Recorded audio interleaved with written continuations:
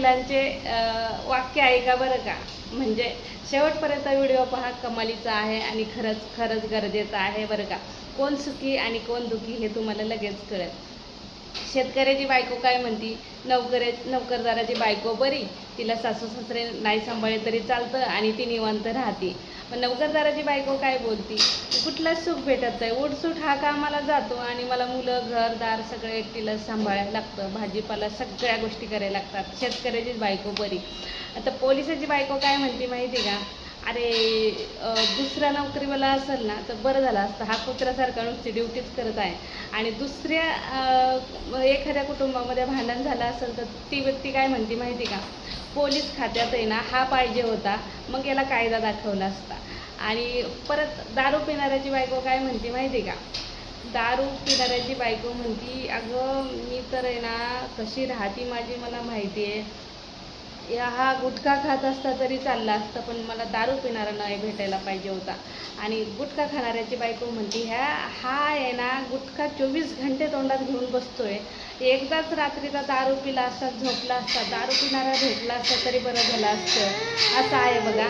आणि भांडण करणारा नवरा जर असेल ना तर तिला वाटतं की बाबा रोज वैताग.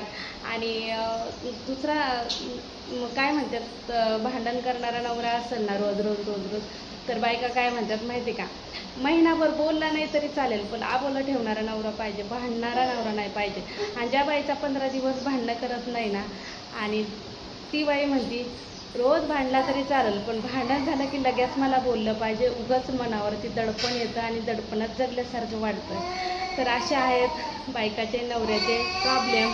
आणि खूप मोठ्या पदावरती नवरा जर असेल ना तर ती काय बोलती की नाही का, मला आहे ना नवरा वेळच देत नाही आणि नवरा नसल्यासारखाच आहे, मला खूप पैसा आहे, सगळ्या गोष्टी माझ्या ताब्यात दिल्यात त्यानं, घर सांभाळायच्या, पण मला सुख नाही याच्यामध्ये.